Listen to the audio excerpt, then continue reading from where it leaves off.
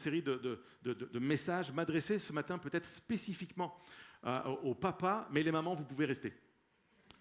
Vous voulez être témoin de ce que je vais dire, c'est sûr. Vous le voulez pour pouvoir le rappeler ce midi à table. Et tu te souviens de ce qu'il a dit le pasteur, hein? Non, ça va bien se passer.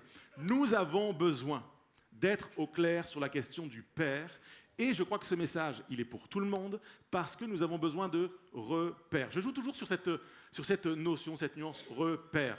Je pourrais juste coller les mots, mais je voudrais insister. C'est une définition qui est complètement personnelle. Elle vaut ce qu'elle vaut. Elle n'est pas dans le dictionnaire. Va pas sur Google, tu ne la trouveras pas. C'est la définition d'après le Wiki Jérémie. Le Jérémie Google, mon intelligence artificielle a décidé de fabriquer un mot, repère.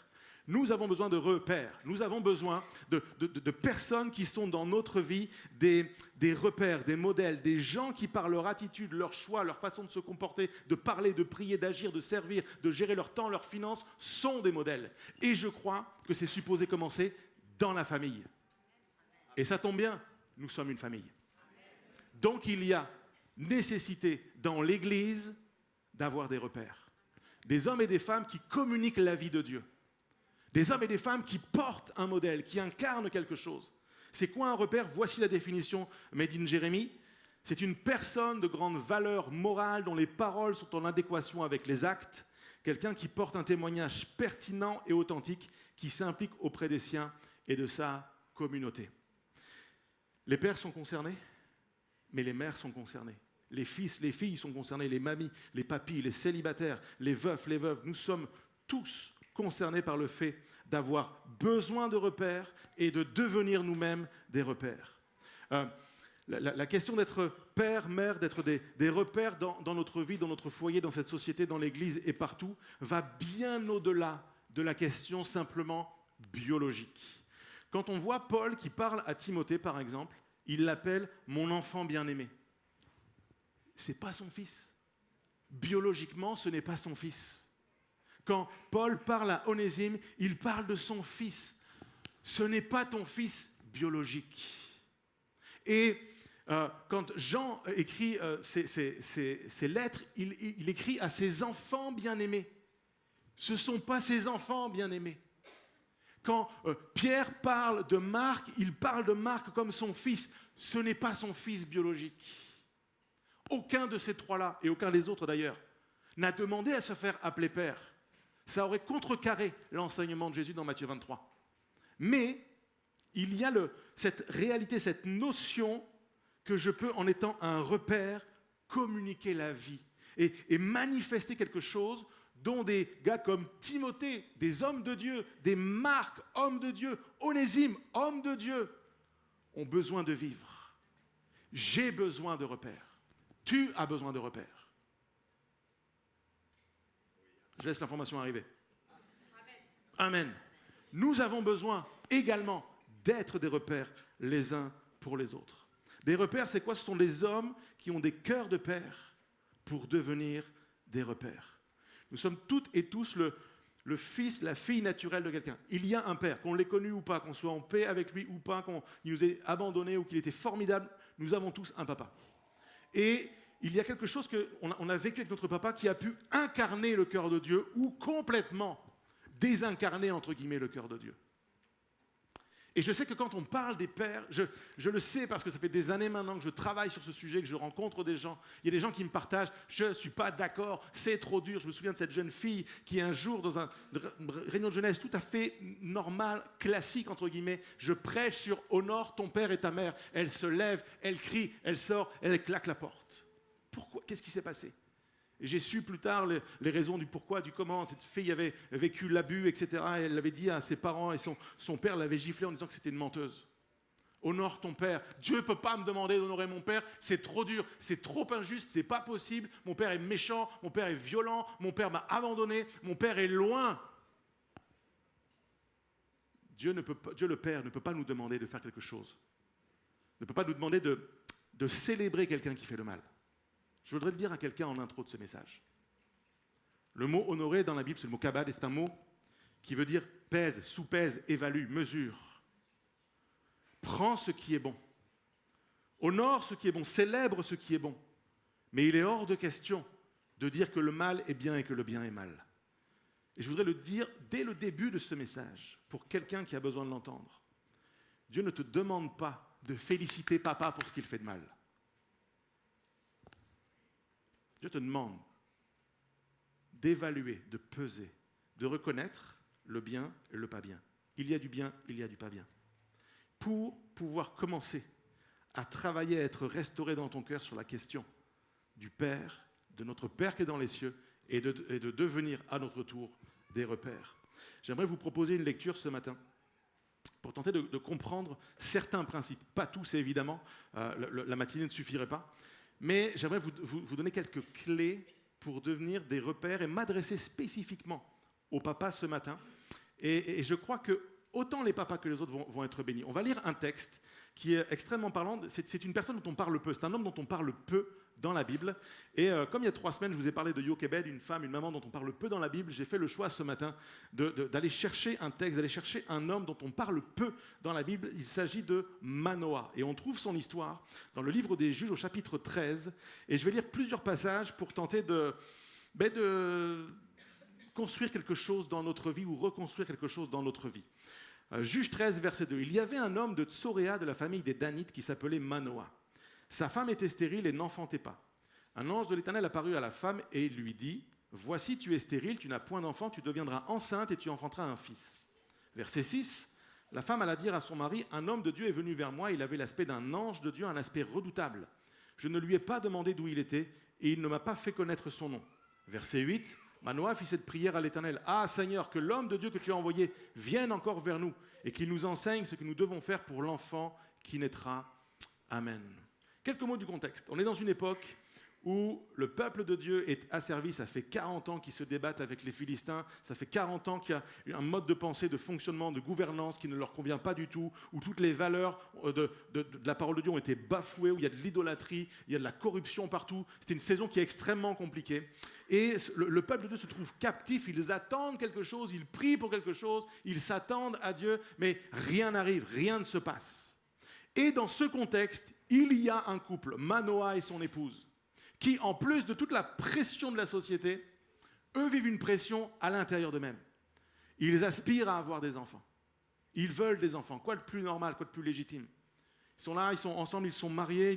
Ça paraît être la suite logique, c'est dans le process naturel, c'est leur cœur, c'est leur aspiration. Ils veulent des enfants et ça ne vient pas. Et là, il y a toutes les questions, les pourquoi, le trouble. Et en plus, dans la culture, dans cette époque, dans ce moment, se rajoute quelque chose. C'est que quand tu ne peux pas avoir d'enfant, c'est soit qu'il y a une malédiction sur toi, soit que tu as fait quelque chose de mal. Donc en plus de la douleur de ne pas avoir d'enfant, se rajoute une couche de pression de l'environnement, la société, la famille, les gens autour. Pourquoi tu n'as pas d'enfant ? C'est quoi ton problème ? Qu'est-ce que tu as fait ? Qu'est-ce que tu caches ? Et donc Manoah et son épouse vivent dans ce contexte. C'est compliqué de faire des projets, des plans, d'avoir de belles perspectives. C'est compliqué de vouloir bâtir quelque chose. Il y a de la honte, il y a de la gêne, ça ne marche pas. Mais ce couple aime Dieu. Ce couple aime Dieu. Ce couple s'attend à Dieu. Il connaît Dieu. Et ça, c'est un message pour chacun d'entre nous.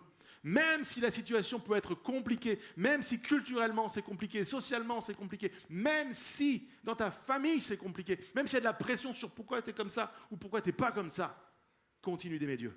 Attends-toi à lui. Sa réponse arrive. Le message arrive. Et c'est exactement ce qui s'est passé pour cette famille. L'ange de l'Éternel va aller les visiter puis déposer cette promesse : tu deviendras enceinte. Et j'aimerais mettre le projecteur spécifiquement, je le choisis de manière totalement arbitraire. Je mets le projecteur sur Manoah. On va regarder à ce papa. Il nous enseigne quelque chose, il nous parle de quelque chose. Et j'embarque pour 7 caractéristiques, 7 valeurs inspirantes, 7 réalités à saisir pour devenir des repères. Des pères dans nos maisons, mais des repères dans l'église, hommes ou femmes. Vous êtes avec moi ? Première pensée. Manoah est un homme qui écoute sa femme.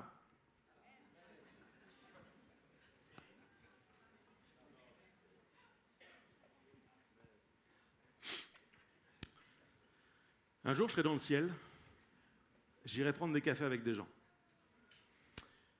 Et j'irai m'asseoir avec Manoah, et je lui demanderai ce qu'il a pensé, ressenti ou compris, ce qu'il en a déduit.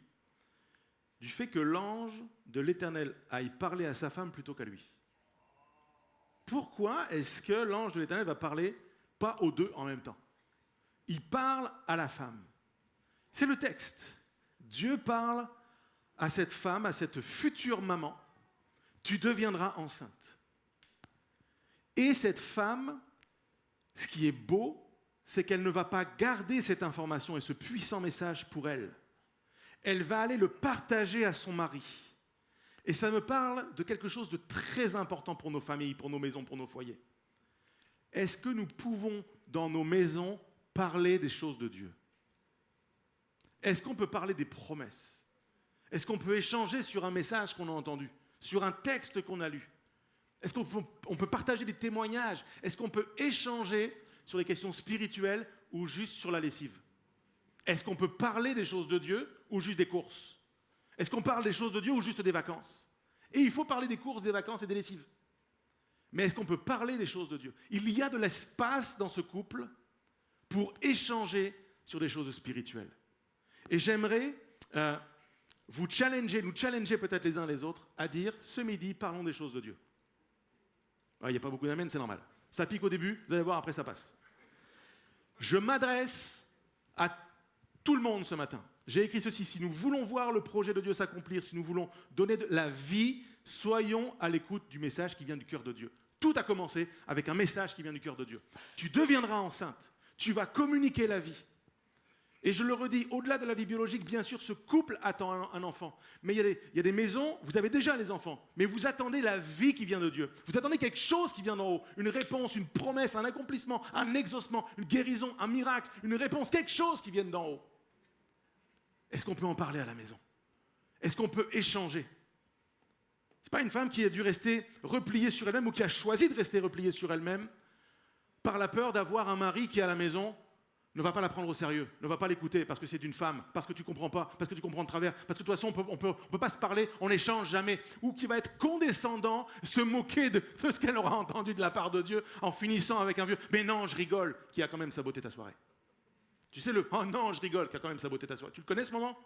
Le « oh non, je rigole » qui était de toute façon de trop. J'ai écrit ceci: soyons de ceux qui écoutent et qui ne se moquent pas de ce que Dieu promet. Et je crois que nous devons saisir dans ce passage que l'ange de l'Éternel Jésus a encore des choses à communiquer à nos familles. Il a encore des « tu deviendras quelque chose, tu feras ceci, tu accompliras ceci ». Il y a encore dans le cœur de Dieu des projets, un avenir et une espérance. Il y a des choses encore à vivre. Manoah n'a pas méprisé sa femme, il n'a pas balayé d'un revers de main à cause des circonstances ou à cause du regard qu'il aurait porté sur son épouse. Manoah m'inspire. Manoah doit nous inspirer. Ayons une oreille attentive. J'ai pris avec moi ceci, un talkie-walkie. Vous connaissez ce principe? En fait, le principe de ce talkie-walkie, c'est que si je veux communiquer avec quelqu'un qui se trouve à l'extérieur de ce bâtiment, en fait, il faut que j'appuie sur le bouton, que je parle, et que l'autre, de l'autre côté de la pièce, relâche son pouce du bouton. Si tous les deux, on veut parler ensemble et appuyer ensemble, nous n'allons pas nous entendre, nous n'allons pas nous comprendre. Et je crois qu'il y a une leçon pour nous, dans nos familles, dans nos couples, dans nos maisons, avec nos enfants. Il y a un appel à savoir relâcher le bouton pour écouter ce qui est dit, pour l'accueillir, pour le recevoir. Et une fois que c'est fait, une fois que c'est dit, d'avoir également la possibilité d'appuyer et de parler. Tout simple. On a joué à ça en étant gamin. Ici, on joue avec, mais on en a besoin pour faire le service. Communiquons en mode talkie-walkie. Je vous propose comme nom de code dans nos maisons, talkie-walkie. Tu rentres chez toi, tu sais qu'il faut parler avec ton époux, ton épouse, talkie-walkie. Talkie-walkie. On va mettre en place un service talkie-walkie à l'église. Deuxième chose que Manoah, ce père, ce repère nous apprend, Manoah est un père qui prie. Ça veut dire quoi? Ça veut dire que Manoah a la foi. Ça se sait, ça s'entend. Et j'aimerais m'adresser à tous les papas dans ce lieu ce matin. Prie, que ça se sache et que ça s'entende. Que ce ne soit pas une légende, une licorne dont on a entendu parler. Papa prie. Papa prie dans la maison. Et pas seulement « merci Seigneur pour le repas » et fait qu'il nous fasse du bien. Non, plus que ça. Propose la prière dans la maison à celui, celle qui en a besoin. Propose la prière. Prie que ça se sache. Et si on ne veut pas, ce n'est pas grave. Mets-toi dans ton bureau, dans ta pièce, au pied du lit, où tu veux, et prie. Prends ce temps de prier. Manoah ne va pas débattre sur le projet. Ça fait des années que son épouse elle est stérile, ils n'enfantent pas, ils sont déçus mois après mois. Puis là, il y a ce coup quelqu'un qui arrive, tu deviendras enceinte. Il ne dit pas, hé, oh, doucement là. Non, il prie. Il accueille une information qui est forte, quelque chose qui peut bouleverser sa vie en faisant le choix de la prière. Bien sûr qu'il a des questionnements, mais il sait que les réponses se trouveront dans la prière. Il y a un message implicite dans ce passage. Manoah, il en veut sa part. Manoah, il ne se contente pas de dire, ok, Dieu a parlé à mon épouse, je vais les laisser parler entre eux. Je vais les laisser parler entre eux. Je vais les laisser s'accorder et s'arranger. Non. Manoah nous dit, j'en veux ma part. C'est bien que Dieu parle à ton épouse. Amen. Mais Dieu peut te parler à toi aussi. Et dans tous les cas, tu peux lui parler aussi. Donc, je ne veux pas qu'on reparte de ce lieu en se disant, Dieu parlerait qu'aux mamans. Dieu veut parler aussi au papa.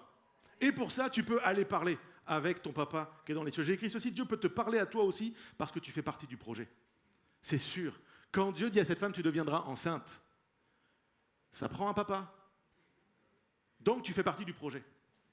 Et crois ce matin, reçois papa que dans la famille, dans la maison, tu fais partie du projet. Et que Dieu a aussi des choses à te communiquer à toi en tant que papa, en tant qu'homme, en tant que mari, en tant que père. Dieu ne parle pas seulement aux autres. Et ça fait combien de temps que Dieu ne t'a pas parlé à toi? Papa, mari, homme.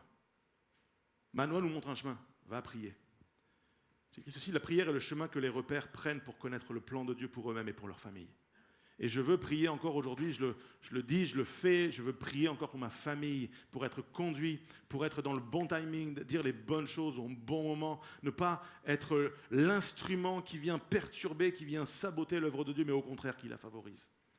On a besoin, pour être des repères, d'être des hommes et des femmes qui prient. Troisième chose que Manoah nous apprend, c'est un père qui comprend que nous est plus grand que je. Que l'homme de Dieu que tu as envoyé vienne encore vers nous. Le projet n'est pas que madame devienne enceinte. Le projet, c'est que nous devenions parents.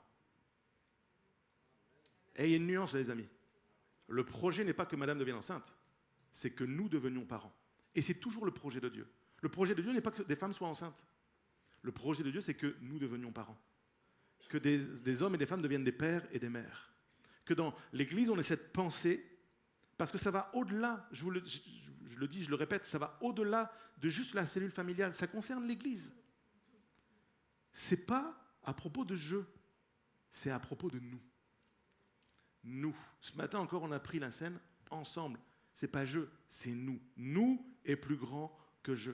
Le projet de Dieu n'est pas que quelqu'un brille. Si, Jésus.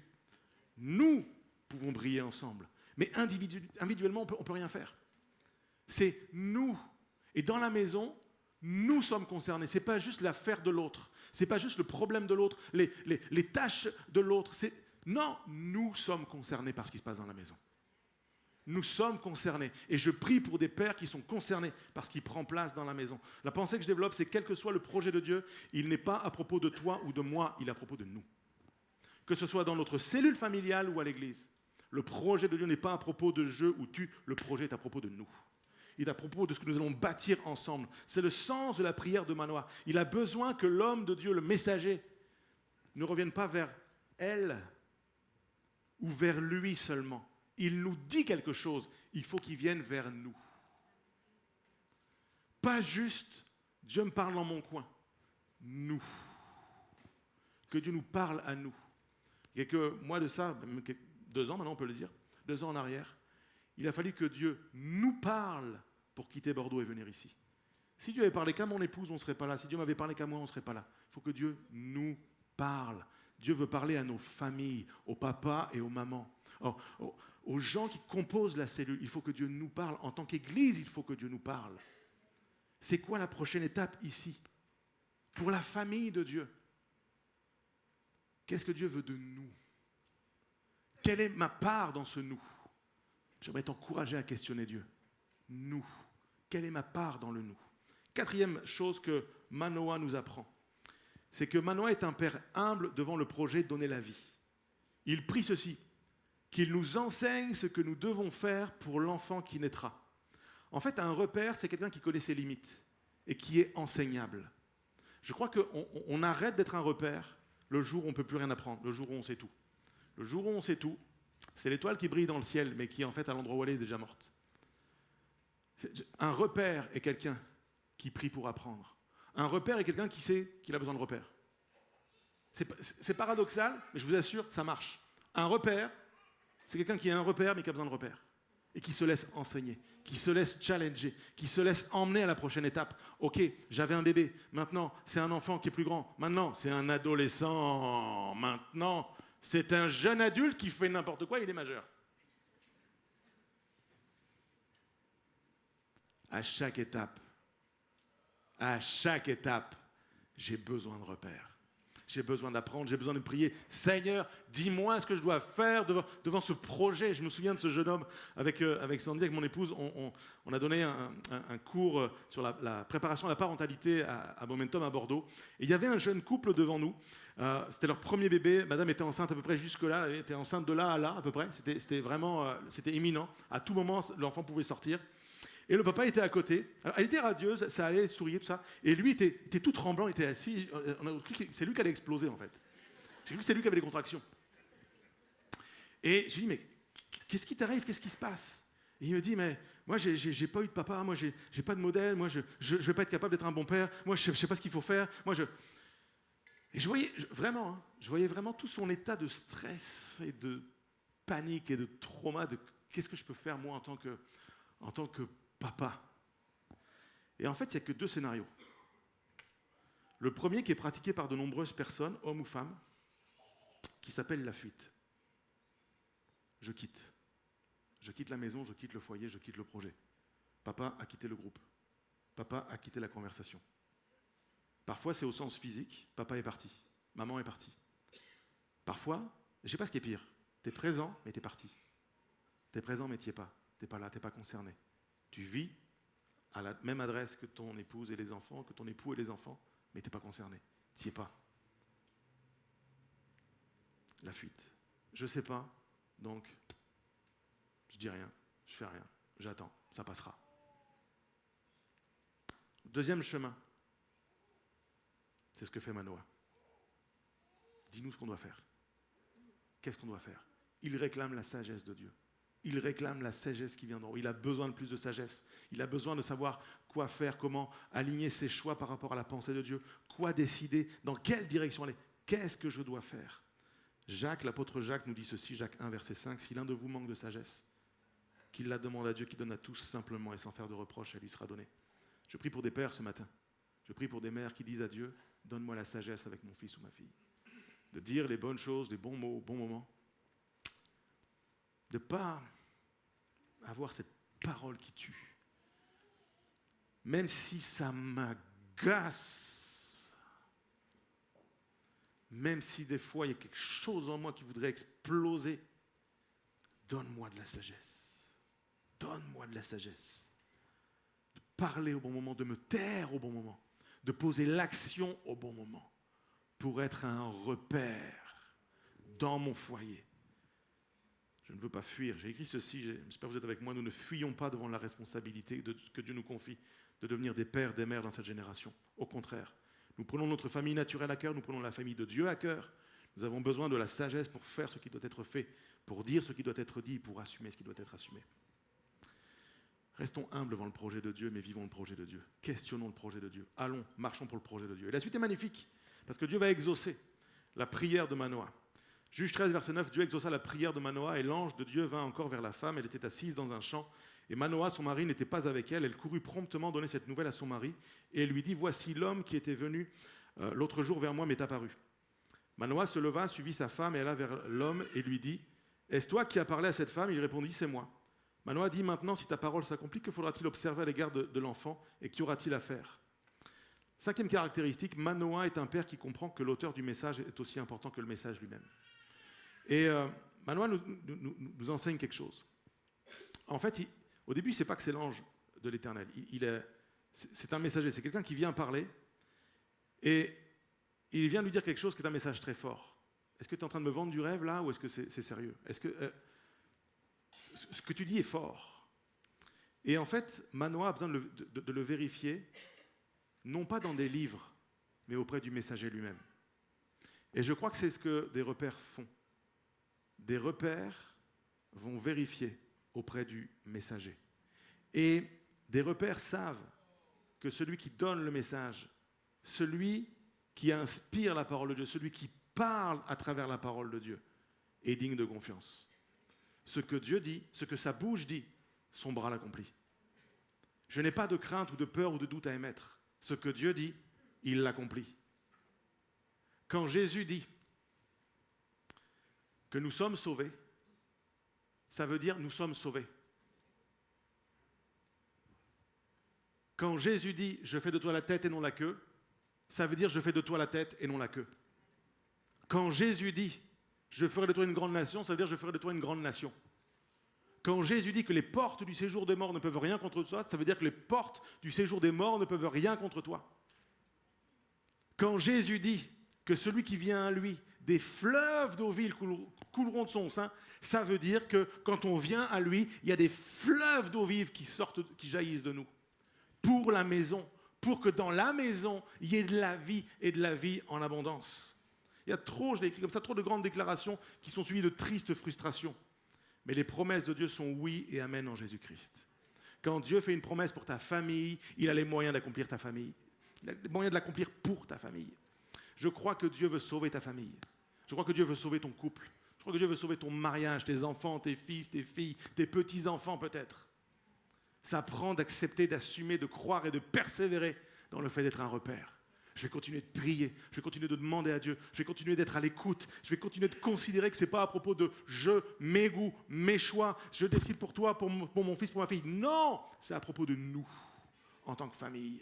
Je vais aller le chercher, je vais le serrer sur mon cœur, je vais le travailler. Je crois de tout mon cœur que les yeux du Père sont sur ses enfants avant même qu'ils naissent. Et ça, c'est la beauté de Dieu le Père. Quand il n'était qu'une masse informe et vide, Dieu avait déjà de la considération. Et ça, c'est une manifestation du cœur du Père. Le Père est concerné, alors que même peut-être tu ne vois pas les choses, le Père est déjà concerné par le projet. Les repères spirituels, je l'écris comme ça, ne doutent pas du message parce qu'ils ne doutent pas du messager. Je veux être quelqu'un qui ne doute pas du messager, qui ne doute pas du message. Ce que Dieu dit, son bras l'accomplit. La sixième caractéristique que Manoah nous apprend, Manoah est un père déterminé à entrer dans son rôle. Verset 12, il dit « Maintenant, si ta parole s'accomplit, que faudra-t-il observer à l'égard de l'enfant et qu'y aura-t-il à faire ?» En fait, il y a une réalité qui est plus grande que de simplement être un géniteur. C'est la différence entre un géniteur et un père. Le père s'implique, le géniteur s'explique. Le père s'implique, le géniteur s'explique. Le père s'implique. Et nous voulons être des pères, nous voulons être des mères, des repères qui s'impliquent. En fait, il cherche quelle est la part de chacun. Qu'est-ce que nous devrons faire dans cette famille, dans ce foyer, dans cette maison, avec cet enfant? Qu'est-ce que nous devrons faire? C'est quand la dernière fois, mon frère, ma sœur, que tu as prié comme ça chez toi? Qu'est-ce que nous devons faire pour que ça fonctionne? En tant qu'Église, qu'est-ce que nous devons prier, faire et accomplir pour que ça fonctionne? Je veux prier ce matin dans ce sens. Ce qui est magnifique, c'est que les deux sont concernés par la mission éducation. Le père n'a pas dit à la mère, bon écoute, moi je vais le faire, puis toi tu vas l'assumer. Qu'est-ce que nous devons faire? Je veux prier dans ce sens. Je veux accomplir dans ce sens.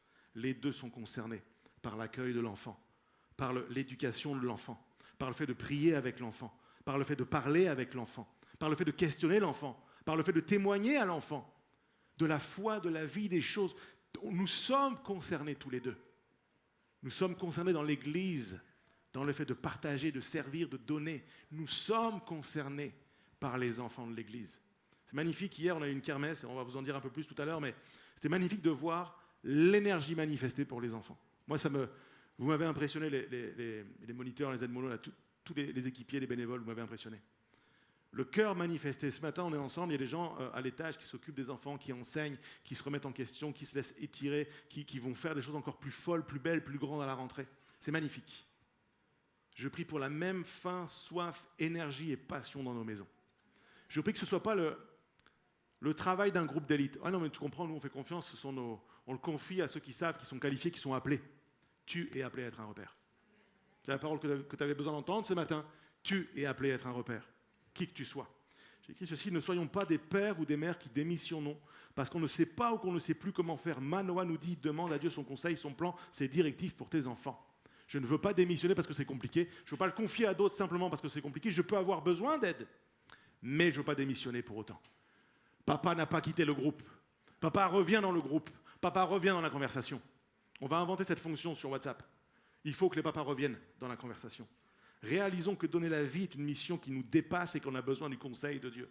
Je ne sais pas tout par cœur, je ne sais pas tout parce que je suis né dans une famille où ça va bien. Et je ne suis pas condamné parce que je suis né dans une famille où je n'ai pas eu de modèle.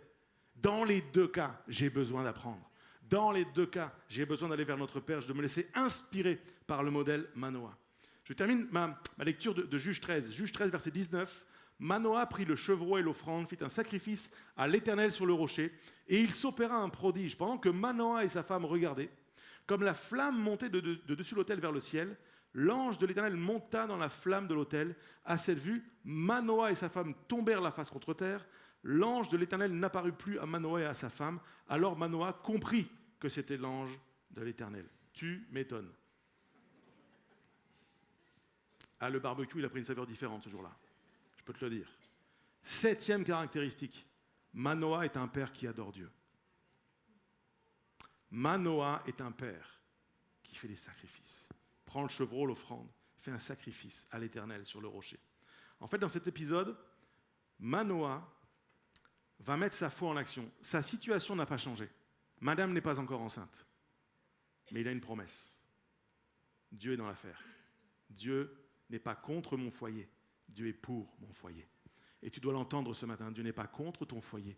Dieu est pour ton foyer. Dieu n'est pas contre ta famille. Dieu est pour ta famille. Oui, mais je suis tout seul. Tous les autres, ils font n'importe quoi. Ils ne veulent pas entendre parler de Dieu. Je suis tout seul. Dieu n'est pas contre toi. Dieu est pour toi.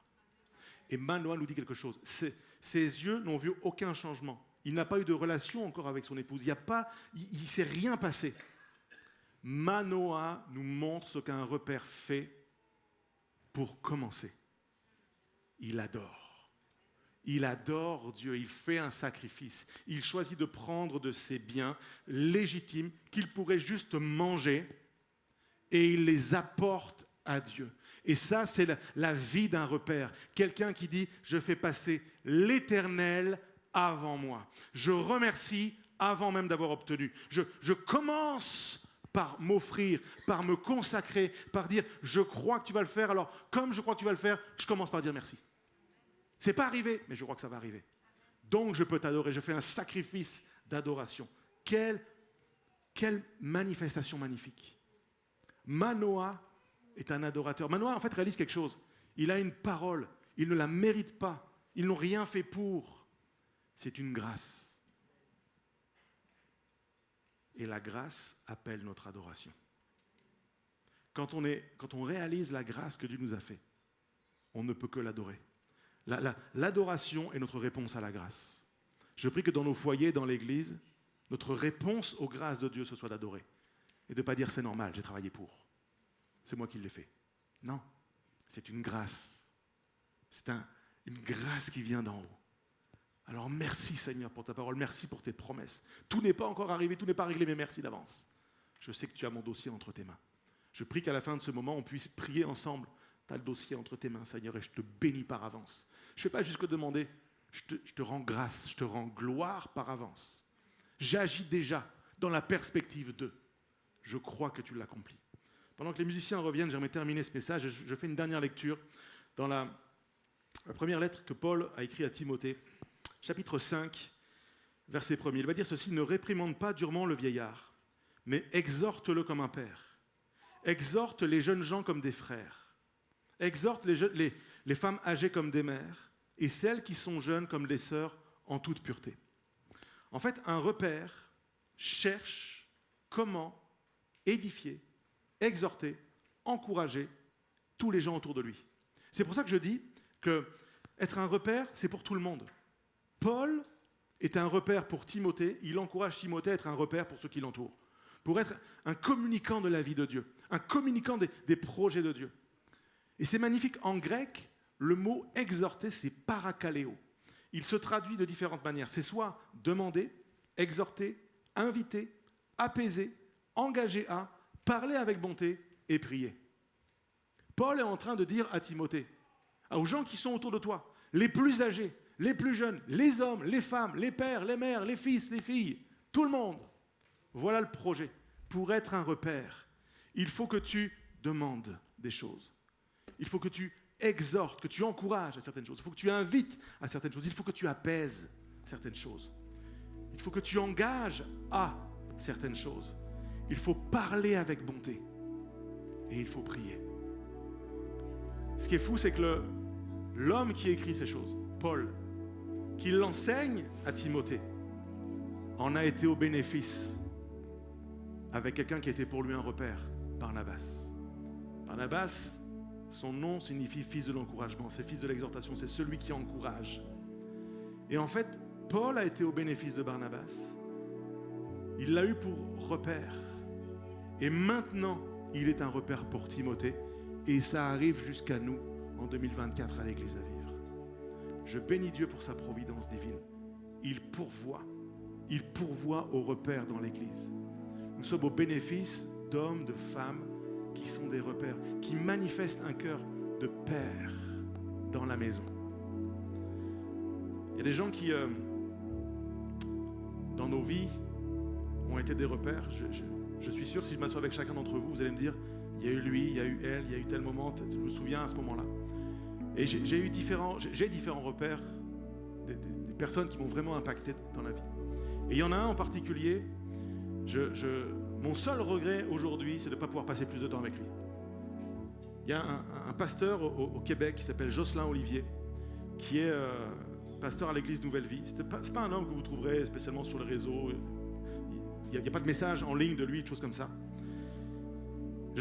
Pasteur Jocelyn Olivier, je l'ai connu en 2005. Et j'avais entendu parler de lui par mon beau-frère Dan, qui me disait tout le bien qu'il pensait de cet homme, qui avait été pour lui comme un papa quand il était parti s'installer au Québec. Et j'ai fait sa connaissance, et j'ai fait la connaissance de lui et de son épouse. Des gens pleins de bonté, pleins de paix, des gens qui ne se disputent pas, des gens qui se respectent, des gens qui ne parlent jamais en mal, des gens qui sont édifiants, des gens qui ont toujours une parole d'encouragement, des gens qui te challengent, des gens qui t'aiment, des gens qui manifestent le cœur de Dieu.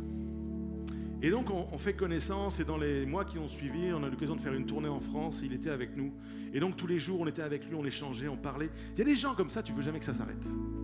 Tu voudrais que ça dure toujours. Tu voudrais être avec eux. Tu voudrais pouvoir juste être assis à l'arrière dans la voiture, puis juste parle, je t'écoute et c'est bien. C'est trop bien. Ah, c'est génial. Vas-y, encore. Dis j'écoute, vas-y. Et les années ont passé, il est resté comme ça. Et il y a quelques temps en arrière, j'étais avec lui dans son bureau et je lui ai posé une question. Maintenant, on se connaît un petit peu. Très peu, mais on se connaît un tout petit peu, et j'étais suffisamment libre pour lui poser la question.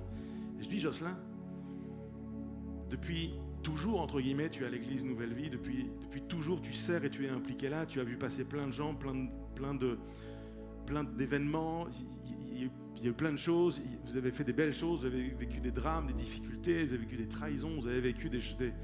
Dans la vraie vie, là, il ne fait pas beau tous les jours, même si on vit à Toulon, des fois on s'en rend compte. En fait, c'est pas toujours beau. Et comment t'as fait dans ta famille pour que ça marche, pour qu'il y ait cette unité? Comment t'as fait pour que dans l'église, t'aies pas juste envie de dire maintenant vous me saoulez tous, je m'en vais, je claque la porte? Comment t'as fait pour garder ton cœur, ta paix, ta patience, ta fraîcheur? Comment t'as fait? Moi, je m'attendais à une réponse, alors je force le trait peut-être, mais je prie 12 heures par jour au pied de Jésus. Il me parle face à face comme on parle à un ami. Moi, je m'attendais à une réponse du genre, je jeûne 20 jours par mois. En fait, s'il m'avait dit ça, je me serais dit, bon bah c'est bon, moi je peux pas. Donc, soyez pas surpris. Ça va mal se passer. En fait, je m'attendais à qu'il me sorte une phrase massive que de toute façon, je peux pas l'atteindre. Mais ça aurait justifié que moi, je puisse avoir une mauvaise attitude, un mauvais comportement, parler en mal des gens, avoir de l'amertume, et puis partir en claquant la porte quand j'en ai marre. Je lui pose la question, il prend quelques secondes de pause, puis il me dit la maison est plus grande que mes raisons.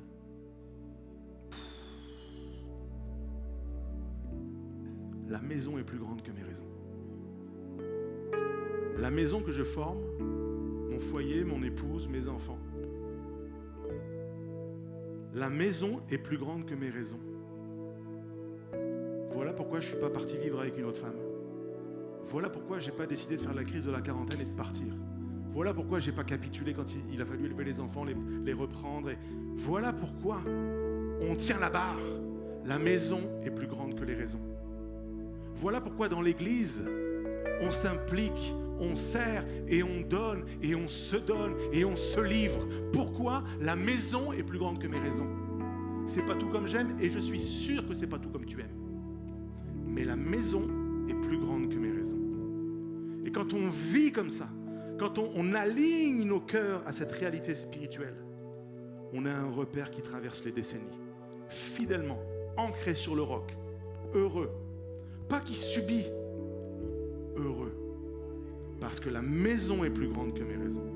Et je prie que pour nos familles, la maison reste plus grande que nos raisons.